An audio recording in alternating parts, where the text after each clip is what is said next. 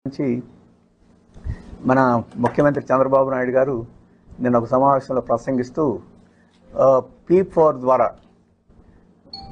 మన ఆంధ్రప్రదేశ్లో ఉండే దారిద్ర్యాన్ని అంతటిని నిర్మూలిస్తానని చెప్పేసి దానికి ఒక పేరు కూడా పెట్టారు. బంగారు కుటుంబాలు మార్గదర్శనం అని చెప్పేసి ఒక పథకం పెట్టారు. దాని ద్వారా 20 లక్షల మంది దరిద్రుల్ని ఆ స్థితి నుంచి ఉద్ధరిస్తామని చెప్పేసి కూడా చెప్పారు. నాకు అనిపిస్తుంది ఇది P4 పథకం బంగారు కుటుంబాల పథకం కాదు, ఇది అగరబత్తి పథకం లాగా నాకు అనిపిస్తుంది. మీకు అగరబత్తి అడ్వర్టైజ్మెంట్ చూసి ఉంటారు. భక్తునికి దేవునికి భక్తునికి అనుసంధానం అని చెప్పేసి చెప్తుంటారు. ఇది కూడా అట్లాగే ఉంది. ప్రభుత్వం బాధ్యత ఏం లేదు, నా బాధ్యత ఏం లేదు, నేనేమి చేయను. ఒక దరిద్రపు కుటుంబాన్ని తీసుకొస్తాం, ఒక పారిశ్రామికవేత్తను తీసుకొస్తాం, వాళ్ళిద్దరూ ఈ పారిశ్రామికవేత్త ఆ కుటుంబాన్ని ఉద్ధరిస్తారు, ఆ కుటుంబం ఈ పారిశ్రామికవేత్తకి మార్గదర్శిగా భావించి భక్తుడు దేవుడిని ఎట్టా పూజించే ఈ పథకం ఎంత హాస్యాస్పదంగా ఉందంటే, ఎన్నిక చేసి అక్కడ కుర్చీలో కూర్చోబెట్టింది వాళ్ళిద్దరిని అనుసంధానం చేయడం కోసం కాదు. నువ్వు పరిపాలన చేయాలి, నువ్వు ఉద్యోగం ఇవ్వాలి, నువ్వు విద్య కల్పించాలి, నువ్వు ఆరోగ్యం కల్పించాలి, వారికి కావలసిన ఉపాధి కల్పించాలి, లేదు వ్యవసాయం చేసుకునే వాడికైతే వారికి కనీస వేతనం కల్పించాలి, లేకపోతే భూమి దున్నుకునే వాడికి భూమి కల్పించాలి.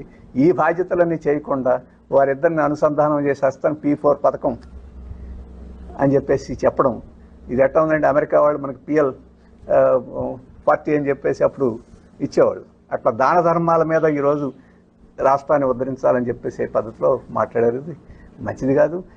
ఇప్పుడు ఆయన చెయ్యక్కర్లా, చాలామంది పారిశ్రామికవేత్తలు సోషల్ రెస్పాన్సిబిలిటీ ఫండ్స్ అని చెప్పేసి కొంతమంది స్కాలర్షిప్ ఇచ్చేవాళ్ళు, గుడి కట్టేవాళ్ళు, కొంతమంది చేస్తూనే ఉన్నారు వాళ్ళకి తగినట్టు. ఇది ప్రభుత్వం దాన్ని స్వాధీనం చేసుకుంటుంది. ఈరోజు పారిశ్రామికవేత్తలు లేకపోతే బిల్ గేట్స్ గారు $200 బిలియన్ మీరు పేపర్లో రోజు చూస్తున్నారు. వారెన్ బఫెట్ ఆస్తి అంతటిని ఇచ్చేస్తున్నారు. సరే, వాళ్ళ దయాదాక్షిణ్యాలు ఒక భాగం, కానీ ప్రభుత్వాలు వారి దయాదాక్షిణ్యాల కోసం కాదు ప్రభుత్వాలు ఎన్నిక చేస్తుంది. అందుకని చంద్రబాబు నాయుడు గారి ఫిలాసఫీయే మంచి ఫిలాసఫీ కాదు, అది ప్రజలను అవమానం చేసే ఫిలాసఫీ. ప్రజలు తమ హక్కు ఓటు హక్కుతోటి వేసి నిన్ను గెలిపించారు, ప్రజలకు సేవకుడిగా గెలిపించారు. అందుకని అనుసంధానం కోసం గెలిపించలేదని చెప్పేసి మేము భావిస్తున్నాం. ఇది ఆ రకంగా ప్రజల్ని ఒక రకంగా ఎవరైతే పేదరికాన్ని అనుభవిస్తున్నారో ఆ పేదరికం నుంచి అధిగమించడం అనేది వాళ్ళ హక్కుగా ఉండకుండా అదేదో ఎవరు ఉద్ధరించే దయాదాక్షిణ్యాల మీద ఆధారపడే పద్ధతిలో ఉన్నారు. అది ఆలోచన మంచిది కాదు. చంద్రబాబు నాయుడు గారు అది విరమించాలని చెప్పేసి నేను కోరుతున్నాను. ఇది రాష్ట్రానికి సంబంధించి ఇంకేదైనా విషయాలుంటే శ్రీనివాసరావు గారు చెప్తారు.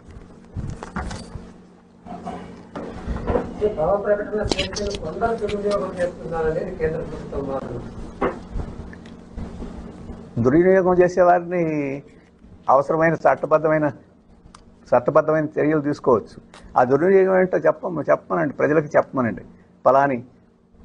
పలాని వ్యక్తి బ్లాక్ చేసిన వ్యక్తి ఎక్కడో ట్విట్టర్ని ఇన్స్టాగ్రామ్ని వాళ్ళని బ్లాక్ చేయవలసిన అవసరం ఉంది. ఈ వైర్ పత్రిక ఈ రకంగా చేస్తుంది. ఇంత పెద్ద యంత్రాంగం పెట్టుకొని వాళ్ళు చేసేదాన్ని కౌంటర్ చేయగలరు.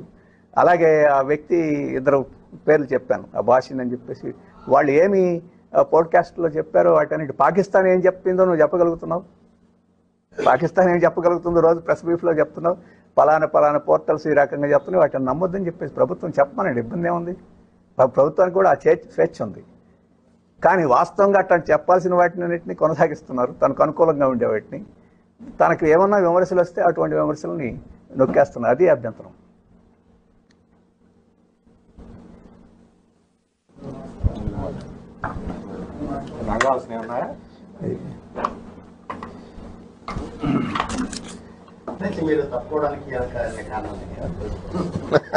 ఇప్పటికే ఇద్దరు అయ్యారు. దేశం అంతా ఉన్నారు కదా నాయకులు. సుందరయ్య గారు మా ప్రధాన కార్యదర్శి, సీతారామ యేచూరి ఇంకో కార్యదర్శి. మా పార్టీలో ఆ సందర్భంలో ఎవరైతే పార్టీని నాయకత్వం ఇచ్చి ముందుకు తీసుకెళ్లరో అటువంటి వారిని అనుకుంటాం. ఎంఏ బేబీ గారు ప్రస్తుత పరిస్థితులకి పార్టీని ముందుకు వెళ్ళగలరు అనుకున్నాం. ఇప్పుడు రోమ్లో పోప్ గారిని ఎన్నుకోవడానికి వారం రోజుల పాటు తలుపులు వేసుకొని అన్ని చర్చించి ఎన్నుకున్నారు. మేము కూడా అన్ని చర్చించి అనుకున్నాం. శ్రీనివాసరావు గారు ఇప్పుడే చెప్పారు, అంటే లౌకికవాద పార్టీ ఉన్న టీడీపీ ఈరోజు మతోన్మాదాన్ని భుజానికి ఎత్తుకొని తిరుగుతోంది. మన పవన్ కళ్యాణ్ గారు కానీ లేకుంటే చంద్రబాబు నాయుడు గారు పార్టీ.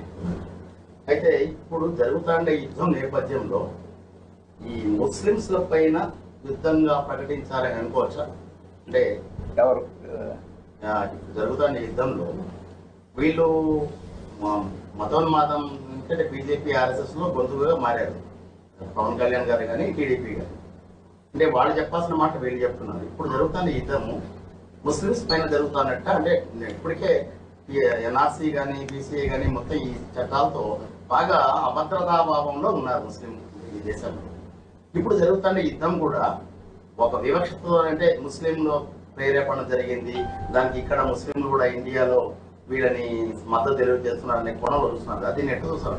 మొదటిది ఏంటంటే, భారతదేశంలో చాలా సంతోషకరమైన విషయం ఏంటంటే, ఈ ఉగ్రవాదుల మీద మతంతో, కులం, ప్రాంతంతో నిమిత్తం లేకుండా ఐక్యంగా ఉన్నారు. ఇది గొప్ప విషయం. కాబట్టి ఇది ముస్లింల మీద, భారతదేశ ప్రజలు ముస్లింల మీద ఏమి యుద్ధం చేయడం లేదు, ఉగ్రవాదం మీద యుద్ధం చేస్తున్నారు, ఐక్యత ప్రదర్శించారు. కాశ్మీర్ దగ్గర నుంచి ఇక్కడ దాకా చూసినా ఎవరైనా అటువంటి ధోరణి చేస్తే ఆఖరికి అందరూ ఖండించే పరిస్థితి వచ్చింది. కరాచీ స్టోర్స్ యొక్క బోర్డుని తీసేయాలని చెప్పేసి వైజాగ్లో కొంతమంది వెళ్ళి ఆందోళన చేశారు.